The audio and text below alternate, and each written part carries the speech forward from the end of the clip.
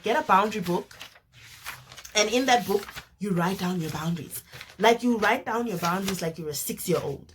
And that's what I did. Like, this was written. Hi guys, welcome to the At Life with Ohima channel. This is my very first video on YouTube. Let's start with the formalities, as people say. Please like, share, subscribe, and engage in the comment section.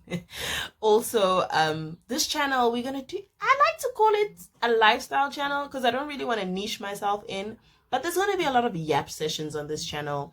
There's going to be a lot of like cooking shorts on this channel because I love to do that. It's very therapeutic to me. So yeah, as time goes on, we will see how this channel grows and the beautiful things that it turns into. In today's first YAP session, something that has been on my mind for some time, I think from like the end of last year, was two things actually. It's basically self-esteem and boundaries. I feel like I always tell people, like, my wish for people in 2025 is to set healthy boundaries and to work on their self-esteem.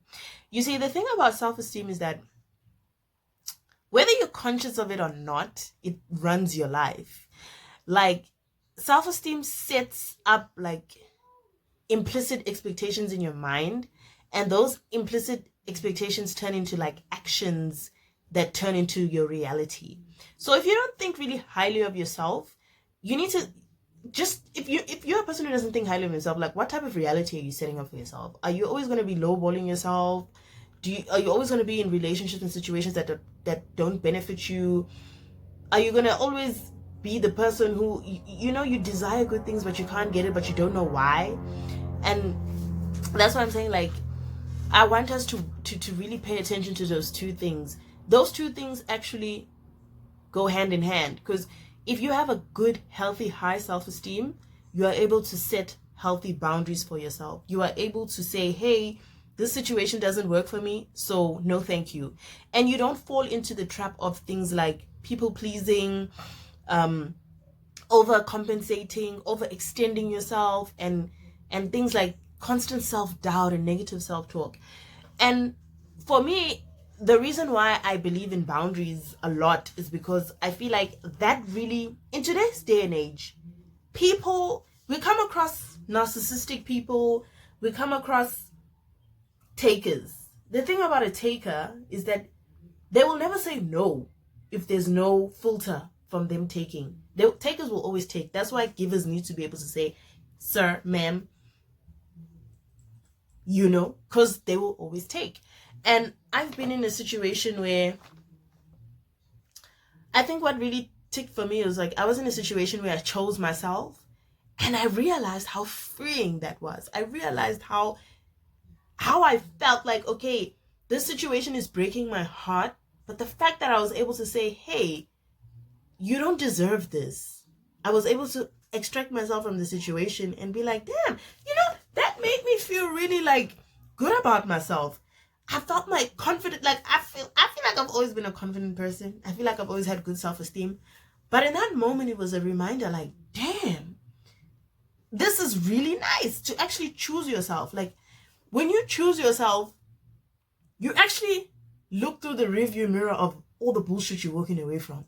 Like, you look through the rearview mirror and you're like, I don't have to go through that. Like, I don't need to put myself through that mess. Like, you see yourself moving away from the mess because you chose yourself.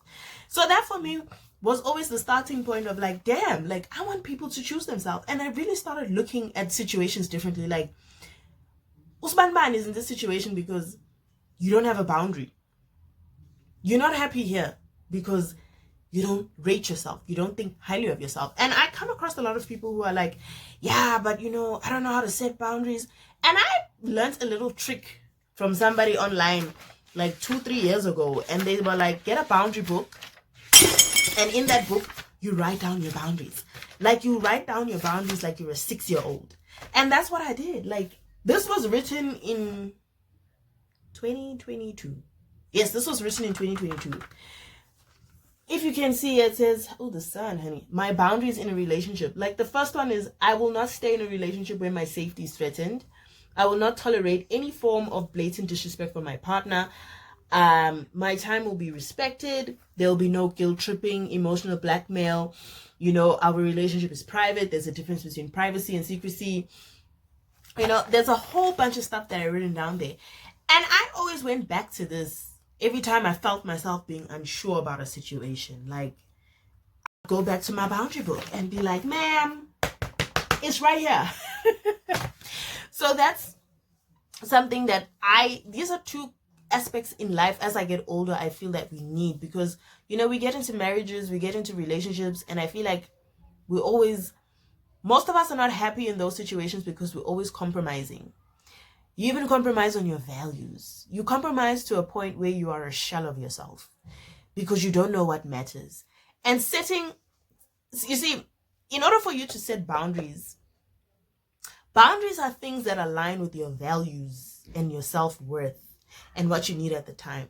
So how are you going to know what aligns with your value and your self-worth if you have no self-awareness of who you are? You don't have the best self-esteem. You don't think highly of yourself. So in order for you to set boundaries, guys, you also have to, you need to work on your self-esteem. You need to understand.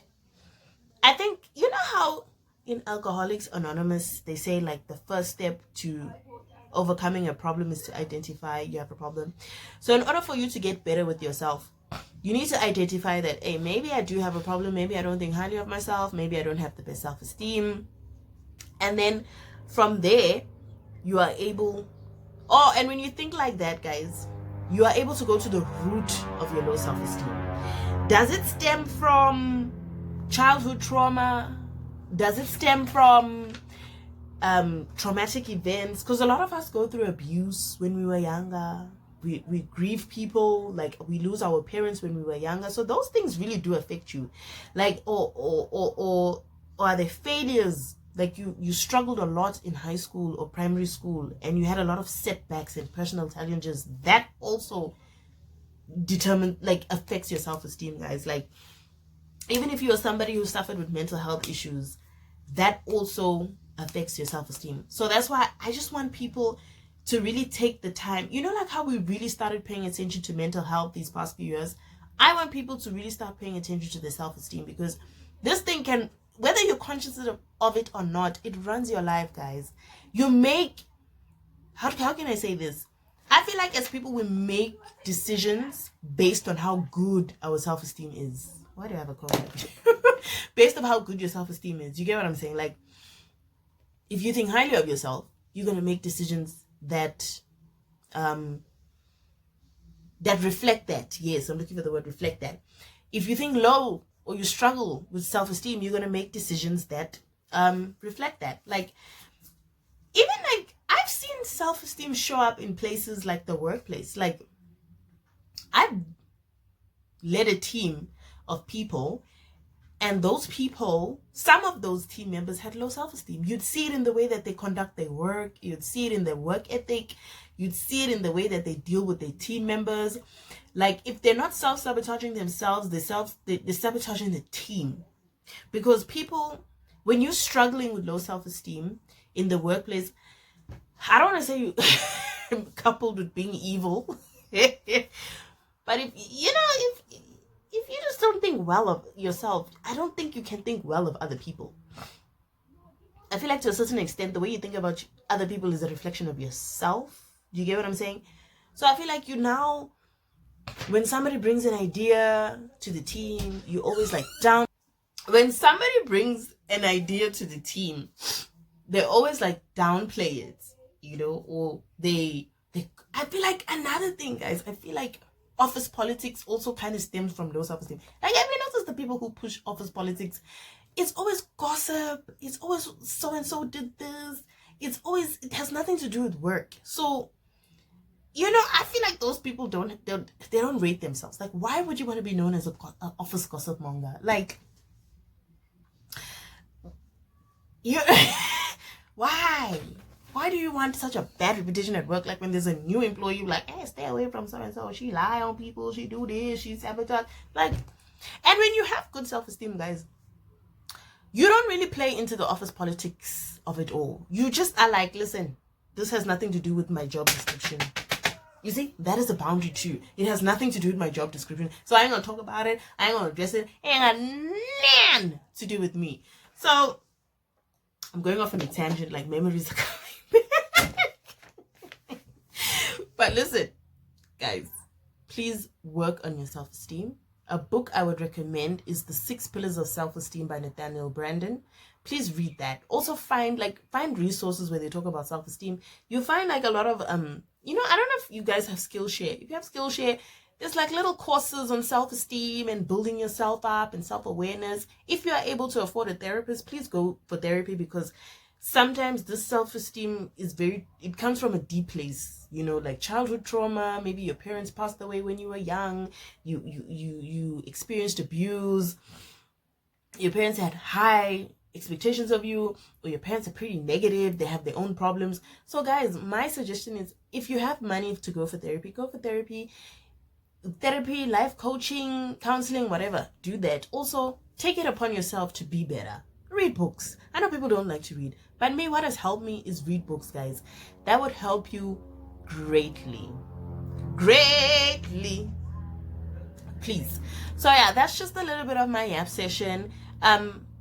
Another thing about my page, I intend to be informative. Like, I want people, like, I'm not here to teach or lecture or whatever, but when you finish watch a video, I want you to glean information that makes you want to go research something more. Like, okay, how do I set boundaries in a relationship? How do I build my self-esteem? What is self-esteem? Do I have high self-esteem? So just, that's the purpose. I feel like my friends always say like, oh, Aliyah, you're so informative.